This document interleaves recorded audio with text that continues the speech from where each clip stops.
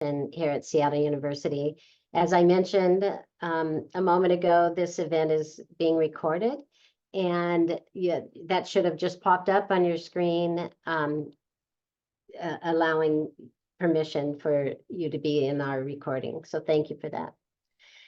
This is the first time we've offered a financial aid only event for our graduate applicants and admitted students.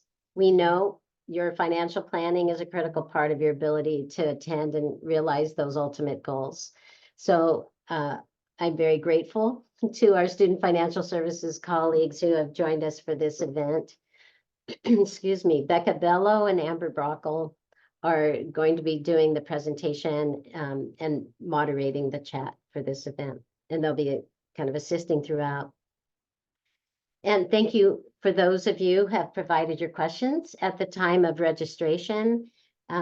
We've tried to consolidate them into some major categories to respond to during the Q&A part of our agenda. We'll also be managing the chat, so please check out the agenda first to make sure that some of the things you may have questions about may be part of the presentation. We hope they're part of the presentation, but the chat will be open and moderated by Amber throughout this event.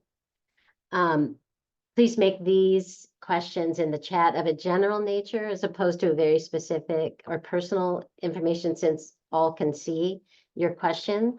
To address these, any really very specific questions you might have or personal concerns, there'll be an email address in the presentation for you to note, and a QR code for you to note to help connect you with the Student Financial Services Office, and they can have the right person get back to you with an answer to your question, or an opportunity to connect with somebody who can respond to your really specific questions. So please try to keep the questions in the chat of a broader nature, so that Amber can address those, or Becca can address those questions as we go.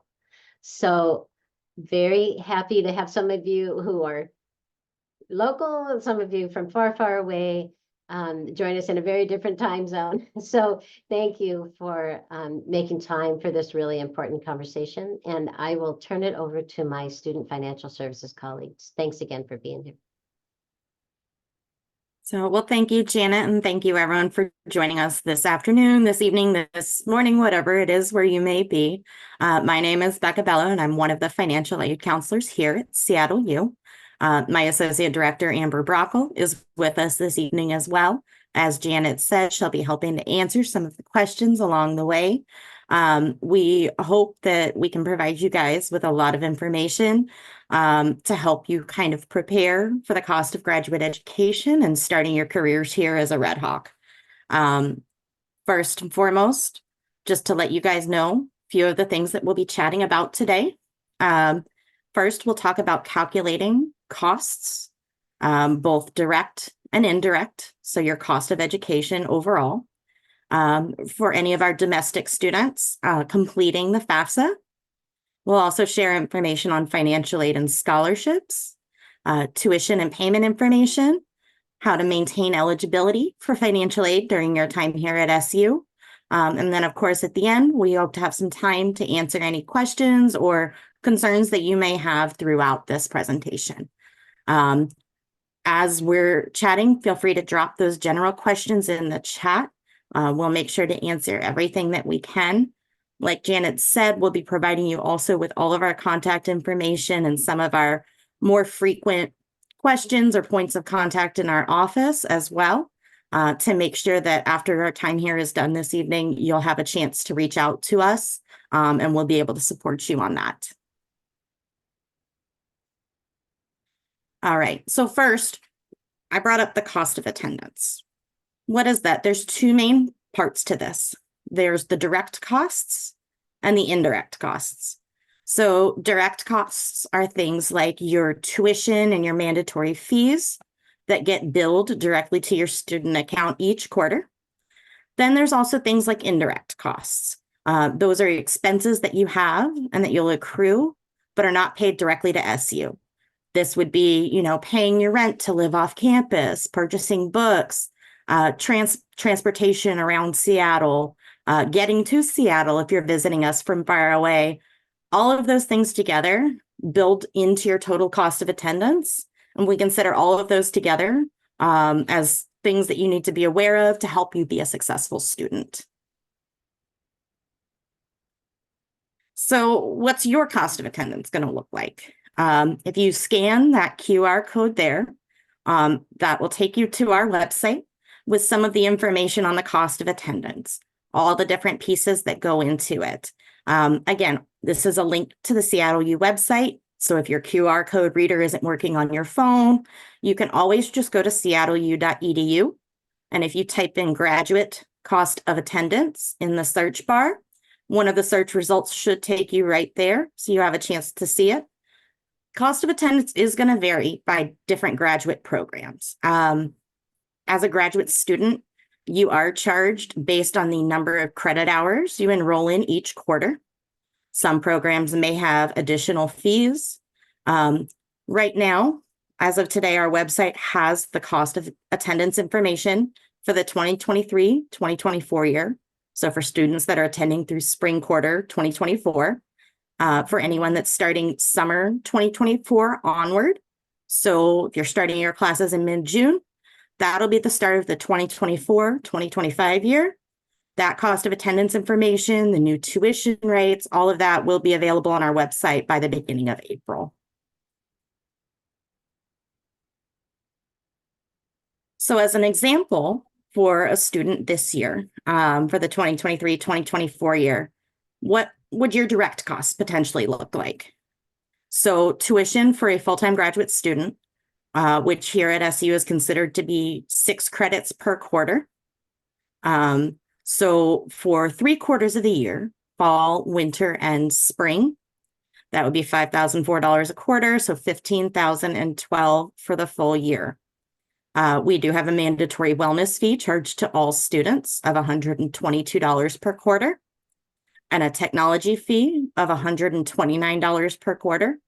During your first quarter here at SU, there will be a $175 matriculation fee that's non-refundable. Kind of gets you set up all here at SU. All your records are ready to go. We also have a graduate activity fee of $10 per quarter that's charged for fall, winter, and spring quarters each year. And then if you happen to be taking out federal loans, which we'll get to further in just a minute, it's an estimated fee of $182 that we consider because there is a loan origination fee that the federal government takes before any money is received by SU to help support your education. So our estimated direct costs come to about $16,152 for the year. Again, this is for fall, winter, and spring only. If you're here for summer quarter as well, then welcome. That's great.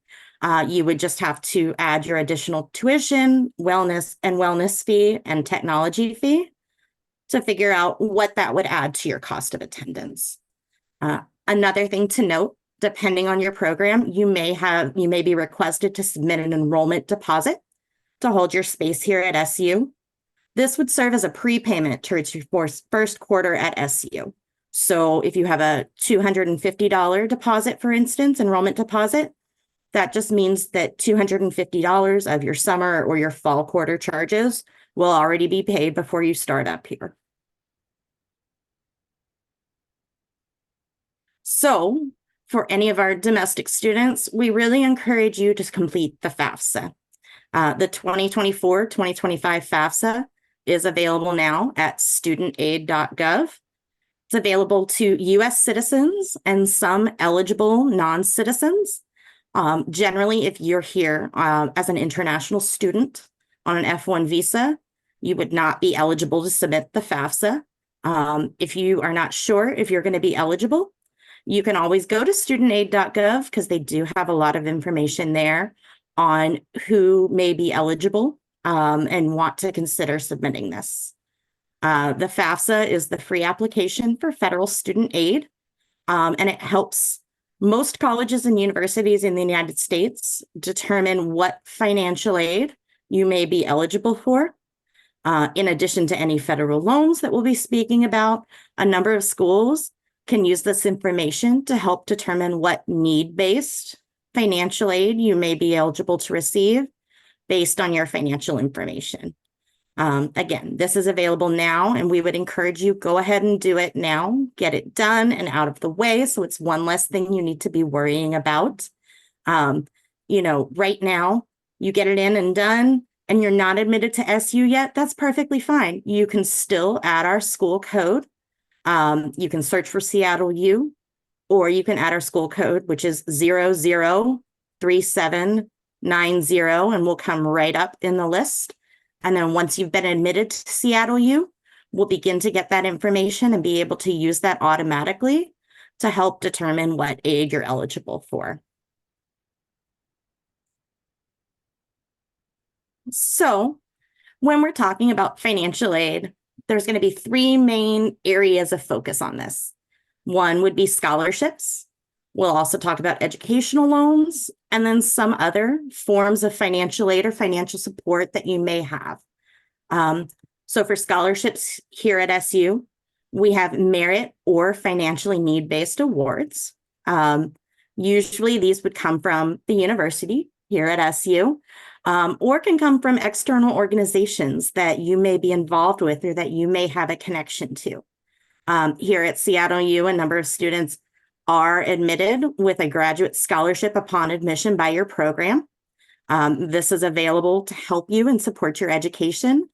Unfortunately, while we would hope to support everyone as much as possible, we are not able to offer full scholarships to students, but that graduate scholarship can help you on the way.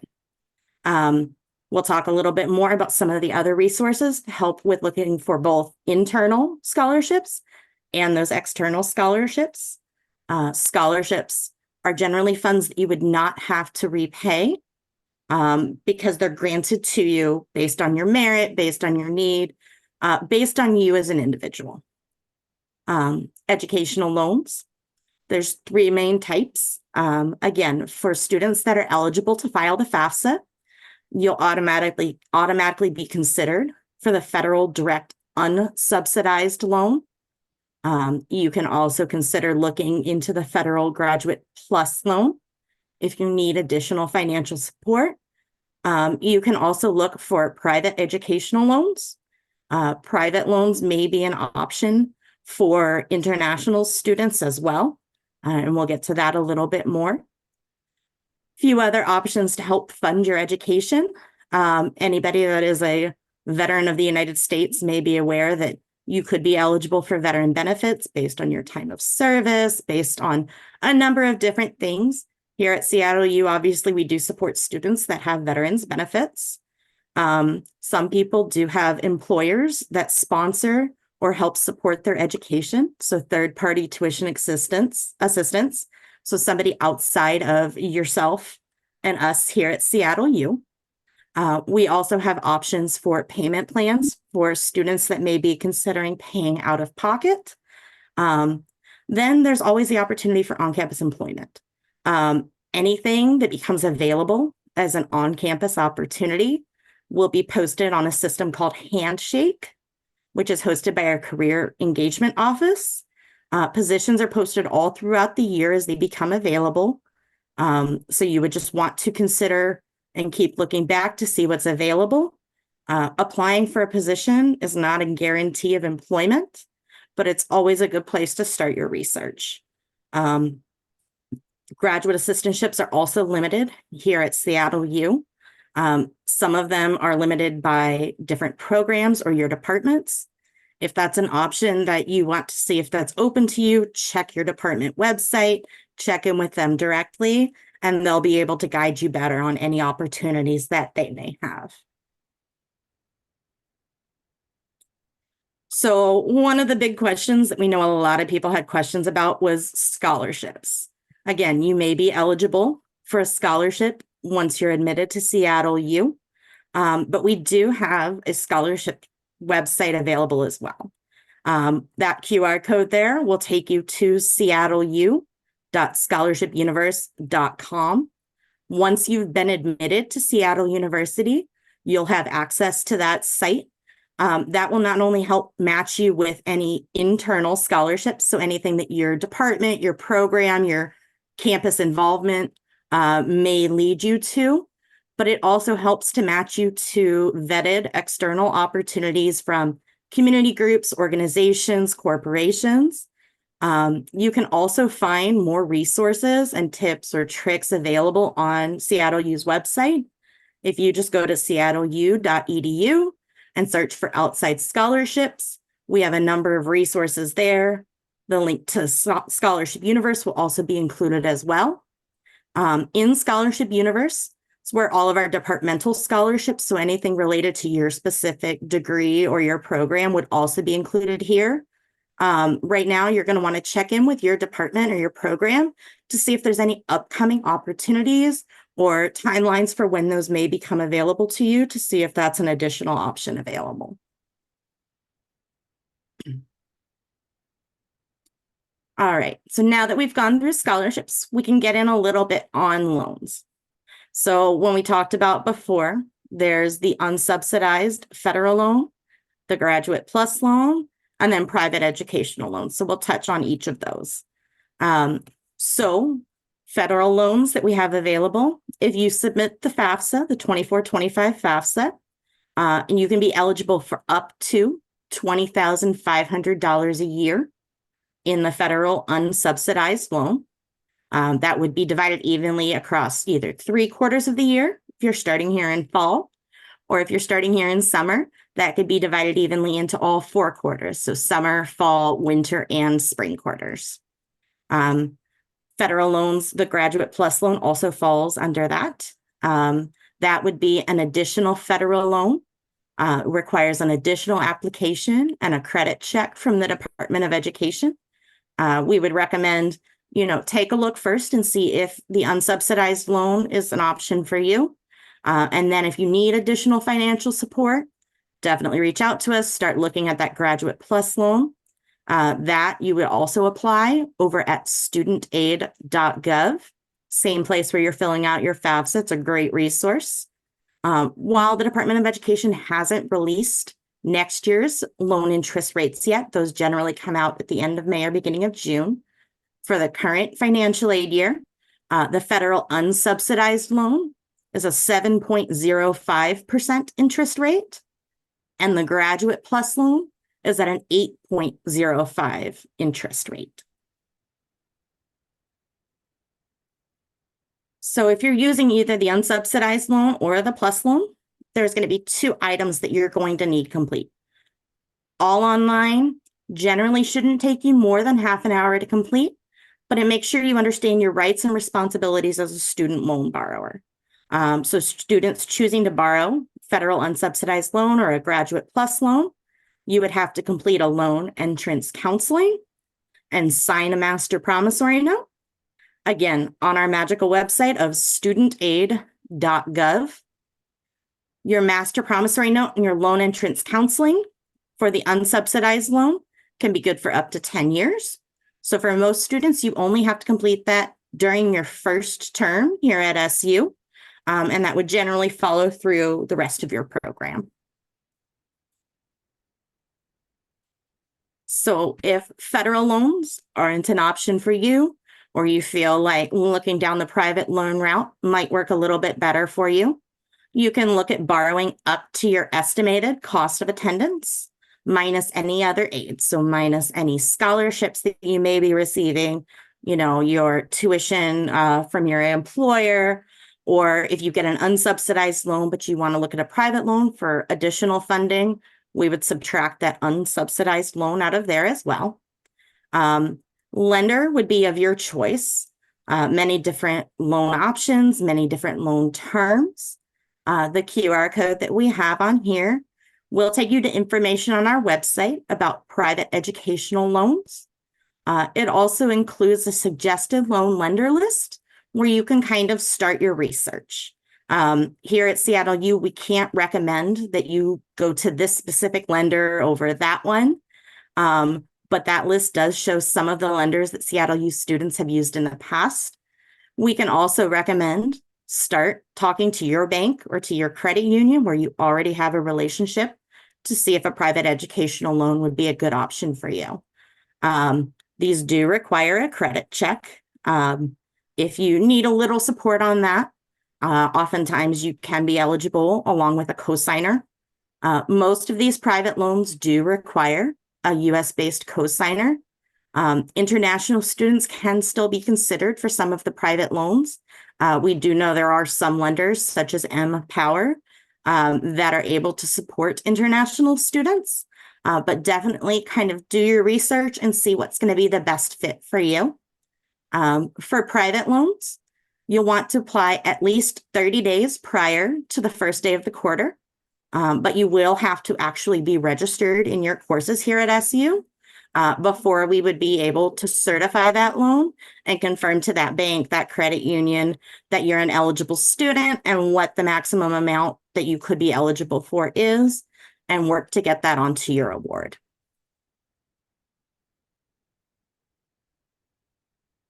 So here at SU, like we've said, we have 4 different quarters: summer, fall, winter, and spring. Our tuition due dates stay the same every year. So summer is always due June 20th, fall is always September 20th, winter quarter is December 20th, and spring quarter is March 20th.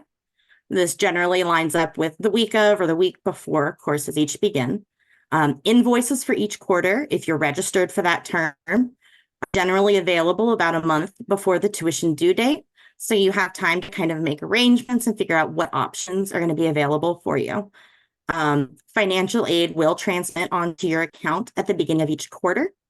If you're receiving financial aid, as long as you're taking care of or having a plan for any balance your aid doesn't cover by that tuition due date, you're in good shape. You won't be penalized because financial aid doesn't actually apply to your account until the first week of the quarter.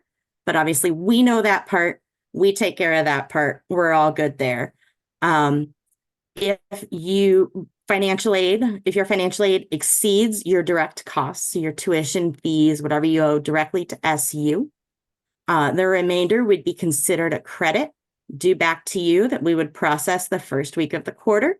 You would be able to turn around and use that funding to help pay those indirect costs, repay yourself for buying your books, help to pay your rent, purchase your groceries, whatever costs that you have to be a successful student. Seattle U also does offer quarterly or annual payment plan options. If you're in a position where you can pay your charges each quarter, but maybe just not all exactly on the due date, those options will be available, and you'll see those more on your student account center once you register, and you'll see what those options are. So finally, maintaining eligibility for financial aid.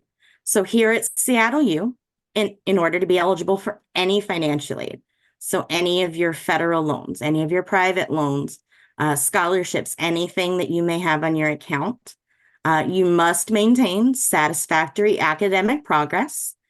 Generally, that means keeping a 3.0 GPA, but all of that information is on our website as well.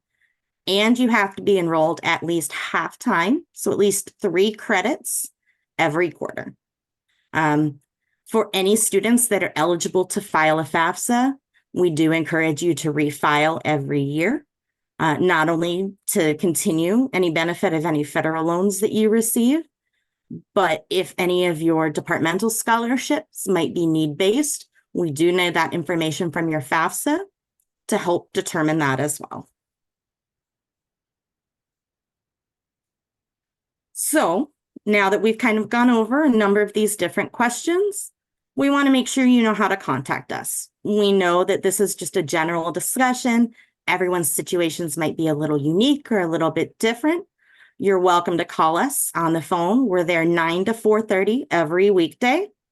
We're also in our office on the 2nd floor of Vi Hilbert Hall. From 9:30 to 4 any weekday. If you happen to be on campus, want to swing by, you have some questions, you're welcome to do so. Once you've been admitted to Seattle University, you're going to want to make sure you have your Seattle U ID number handy. either when you email us, call us, stop by, so that we can make sure we can review your account as a whole and get you the best and the greatest assistance that we can. So we also kind of talked about some of the additional resources that students may use to cover their education. So if you're actively using VA benefits or considering using VA benefits, you'll want to email va@seattleu.edu with some of your information. They'll be able to guide you, let you know anything else that we would need from you, what steps you need to take to get your benefits in. If you have an employer, a sponsor billing, or third-party billing, Mindy Hoover is our contact in our office. Her email address is on there at hooverm2@seattleu.edu.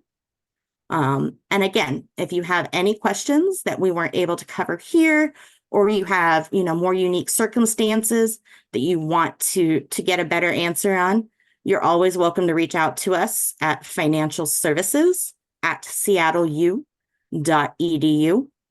Once you email us there, our team will be more than glad to answer whatever questions we have or direct you the right way to make sure you're getting the support that you need. So I do see that we've had a number of things pop up in the chat and some questions there. So thank you guys all for your time. I'll check in now with Amber to see if there's any burning questions that we may have that we might be able to support you all on. I think I've answered most of the questions in the chat. So if anybody has a question that hasn't been answered, feel free to put something in the chat again, just so I can respond to you. But I think we've been able to answer most of the questions that have been asked from us. Perfect. So have there been any big questions that may be something that, the group as a whole who may not be able to monitor the chat while we're doing this would benefit from? There were some questions about deposits. I believe Troy or Janet maybe put something in there about the deposits. I have a student asking if we can pull up the QR code to find the cost of attendance again. So if you could go back to that page, Absolutely. Becca. Of course. So give me just a moment here. I Awesome. apologize. It'll take me just a minute to get there. Becca, while you're doing that, I can add some things about the deposit. Part of what you've seen in the chat is that not all programs require a deposit, but those that do, I've listed a link to the list of programs that do require a deposit. The programs usually set the date that they want the deposit by, particularly if they are managing a cohort and a wait list.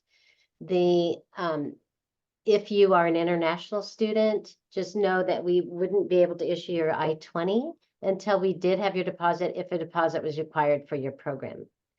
One thing to note is that I know some people are anxious about having the deposit before the I-20, but know that there are certain circumstances will allow, like if for some reason you were denied a visa and you were able to show that sadly that you were denied the visa for that term and we're requesting the deposit, just know that that's a circumstance that's not something you can control, and those requests would come through me. So just any kind of requests that questions you have about the deposit, please feel free to address those to me, and I'll put my contact information in the chat. Thank you, Janet. Janet, can you tell us when students might know if they've been admitted into Seattle University? I've had a couple of questions in the chat about wondering when they're going to get their admittance letter. Yes, and again, as Troy knows, that it depends, is at the graduate level, but we are starting to see a lot of admission activity now and in the coming weeks. So there are some programs that had their priority deadlines in January, and even if you applied in November, some of that activity wasn't being reviewed by faculty until the priority deadline in January. So that I'm sure is frustrating, but it's they want the whole pool of priority candidates to look at, to make decisions about admission. So those decisions are starting to roll out and now and in the coming weeks. So if you haven't heard anything yet, it doesn't mean bad news for you. It just means that they're rolling them out in kind of direct proportion to those priority deadlines. If your program had an interview requirement before a decision can be made, some of you may have been involved in that already and have already received invitations to interview. Just know that an interview would happen before an admission decision, of course. So there's some layers to it depending upon the program that you've applied to. But know that we're in kind of the admission cycle now, and depending on your program, you should be hearing in the coming weeks. It should be very soon for those that had priority deadlines that happened in January and the first part of February. Okay. So thank you. So we'll just take the time while everyone's answering questions, go back through so everyone can get access to those QR codes again. So here is a copy of our scholarships page. Again, that QR code should take you to information on our website. Once you're admitted to Seattle University, generally about 24 hours later, you'll be able to get access to seattleu.scholarshipuniverse.com as well.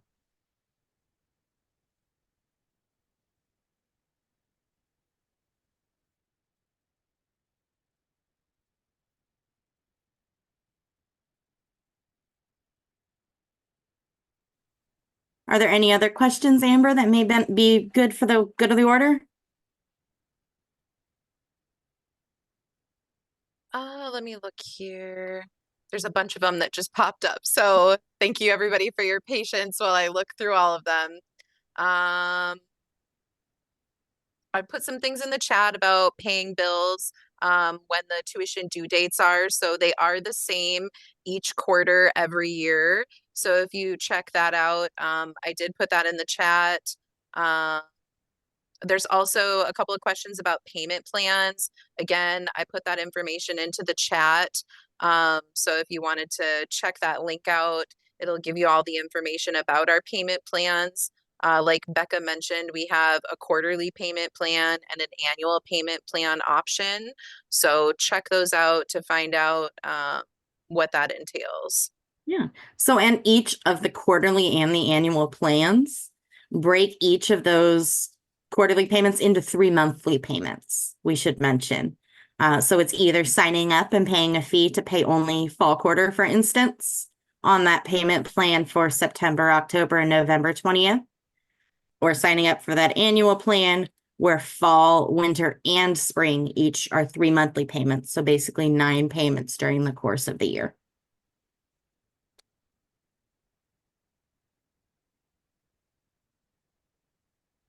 So I'm kind of glancing at this as well. I do see a question about any opportunities for tuition remission. So if you're a current Seattle U employee, you're welcome to speak to HR to see what tuition remission benefits you're eligible for.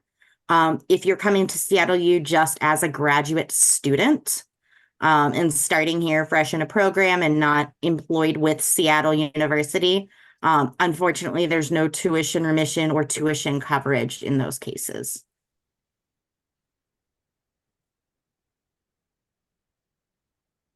A question had come up about campus housing. Mm-hmm. And a housing plan for international students. Yeah. So that would be a great question to reach out to the housing office about. Their email address is housing@seattleu.edu. You can take a look at their website. I believe a number of our housing opportunities on campus are for undergraduate students, but there are 2 separate buildings that are affiliated with the university and either right on campus or right next to campus. So Vi Hilbert Hall, where our office is located, the first 2 floors are a number of different administrative offices, and then apartment style housing up from there, and graduate students can be eligible to sign a lease and live there. There's also a building called the Douglas on 12th Avenue, so just right across from the campus as a whole. And I believe that information is included on the housing or links to their specific websites as well.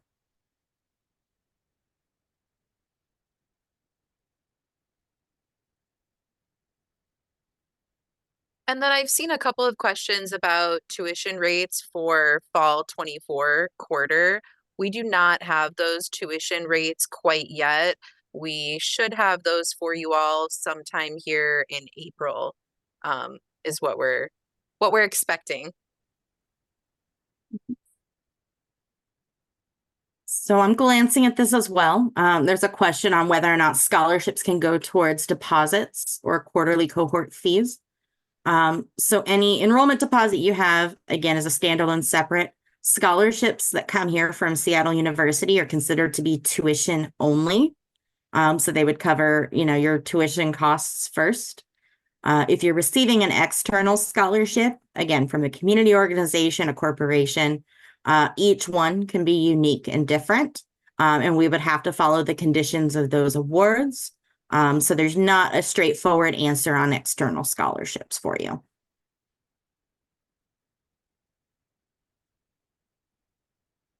I've also seen a couple of questions about the in-state tuition fee.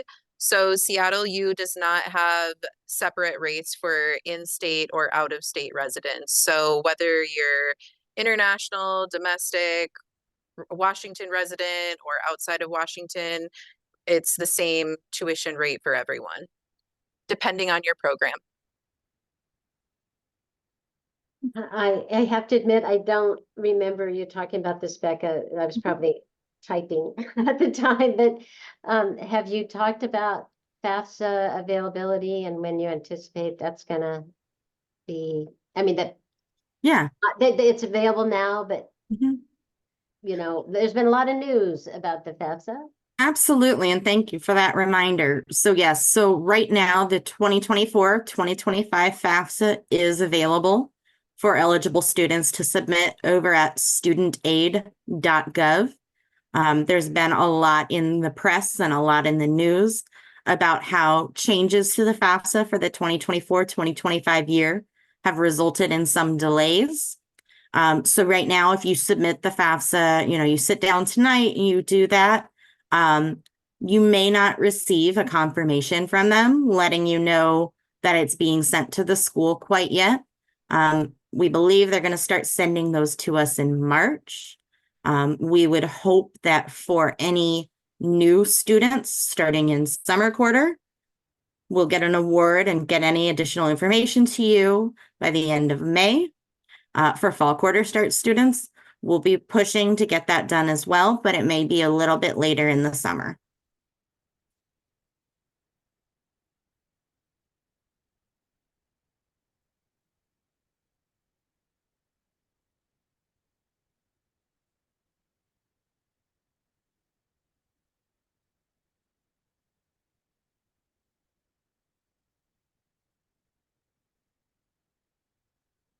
So I'm not seeing any general questions that we still have. Amber or Janet, if you happen to see any of those that we may be able to answer, we're more than glad to do so.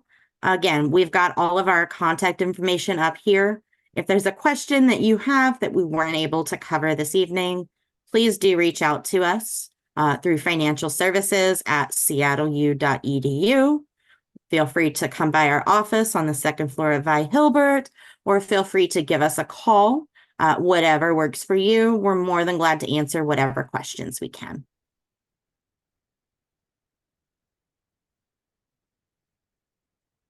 Becca, thank you so much. And Amber, thank you so much for monitoring the chat.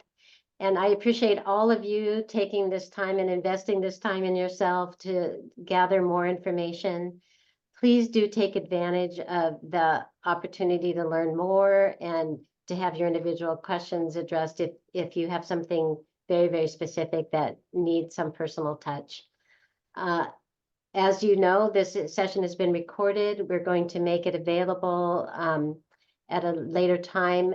We will, since so much information is in the chat, we'll try to have a transcript the chat as well, so you'll have that information available to you. And want to wish you all the best in the coming weeks and months as you make some really important decisions for you and your future. And want you to know that the admissions office, the graduate admissions folks are available for you as well. And please take advantage of those resources on campus. Part of what makes Seattle University a special place is that there's so many people willing and able to provide you help and guidance. So please take advantage of those opportunities where you can. So thank you for attending, and I appreciate the time that you've spent. And that will wrap it up. And again, my thanks to my student financial services colleagues, Becca Bello and Amber Brockle, and to my colleague in graduate admissions, Troy Sturck, for organizing this event today.